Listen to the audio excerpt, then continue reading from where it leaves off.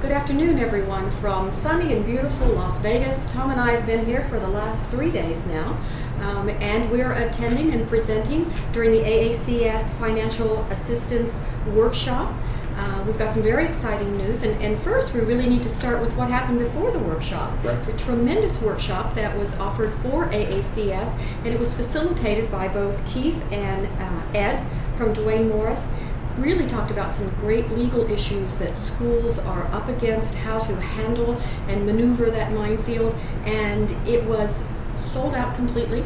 All of the people that we've spoken to that attended the workshop were very grateful for all the information. So that just set the stage for the last 2 days where we've really been talking about financial aid, about tuition assistance, and again, we have to slap ourselves on the back a little bit. This is the biggest, best attended financial aid workshop that AACS has hosted. So much going on. In addition to GRC updates, which Tom, of course, everyone knows Tom Netting from Eckerman Centerfit. So Tom gave us some information to help update us. We had a fabulous vendor showcase in addition to that. And to top it all off, we had representatives from the Department of Education updating it. And just to make it even more special, we have some breaking news that we want to bring to you right from the Department of Education. So I'm going to turn this over to Tom Netting, and you'll be completely updated. Thank you, Christine. The good news is that first, as Christine said, there were over 150 attendees that we were able to speak with over the course of the last 2 days, and a series of both non-Title IV and Title IV geared presentations by a number of different representatives that all did phenomenal jobs. I sat in on a number of the different presentations and learned things myself. To start off the conference, however, I gave a presentation on a federal update on where things stand in Washington, D.C. It builds off of the prior videos that you may have seen of where Christine and I spent time 2 weeks ago now up on Capitol Hill talking with key influential members of congressional staffs on the House and Senate leadership.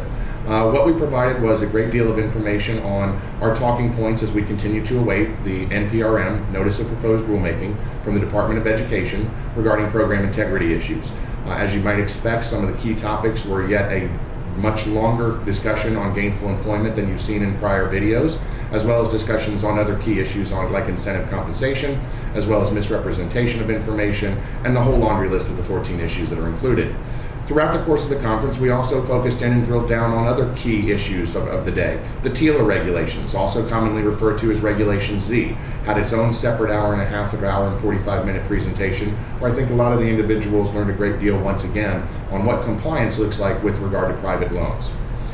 Today, we had a wonderful keynote session that started off our day, in which Mariana Deacon from the Department of Education provided a summary of a number of major issues. She went into great detail on changes that are coming about as a result of the Higher Education Opportunity Act, touched briefly on the President's budget proposal from last year, as well as the current proposal that they put forward, the changes that have come about as a result of the changes in legislation, most recently the Reconciliation Act, and the changes that are going to transition us all into 100% direct loans by July 1 of this year.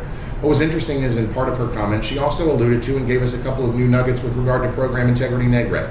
One of the things that she alluded to was the fact that the department, try as it might, is recognizing that the window of opportunity to publish the NPRM, receive responses from the public through community call for comment, and then assess those before developing the final regulations is becoming very compressed. As a result, she definitively said that the department's agenda right now is unfortunately only to provide a 30-day window for comments from the public. As you've heard from us previously, and as I'll restate now, while you have not seen any of the talking points as it relates to any of the program integrity provisions, we have a very long and extensive list of arguments that we will be putting forward at the appropriate time. The reason they haven't been presented to you as of yet is because we're somewhat chasing a ghost. We don't know exactly what the devil of the details is or will be in the Notice of Proposed Rulemaking. So we're preparing for all sorts of eventualities and putting together our long laundry list, which we will then share once we know definitively what portions of that we need to respond to through the NPRM. One of the other things that Mariana said that was a little bit of a tip-off to me was a recognition that as they are looking at this NPRM, there are portions of it that are over at the Office of Management and Budget that are still continuing to be tweaked. You may be hearing rumors on a daily or weekly basis as to the timeline of when the NPRM is actually going to be published. What Mariana indicated was, in her slide, that it would be, quote, late spring. And she went on to say, somewhat jokingly, that late spring goes all the way till June 21st, which is the first official day of summer. So I think Christine and I are still confident in our statement that while the rumors fly fast and furious that the NPRM will be out today, tomorrow, next week, the week after, that the indications that the Department of Education gave us many, many weeks ago, that it would probably be the early part of June, still to me stand. Finally, the most late-breaking news, literally that popped today, was the announcement that we have gotten from several different sources within the Department of Education. The Deputy Undersecretary Bob Shireman will be retiring, or actually leaving the department to return back to California at the end of June. This comes as somewhat of a shock given the fact that Mr. Shireman has spent his life working towards the development of 100% direct loans, and will be seeing his departure from the department at relatively around the same time when the department will have completed 100% transition to the direct loan program. More information and more details on who his replacement may be, as well as the impact this may or may not have on the program integrity neg reg, will follow. Once again, thank you for your time. We look forward to sharing with you other updates as we have more information.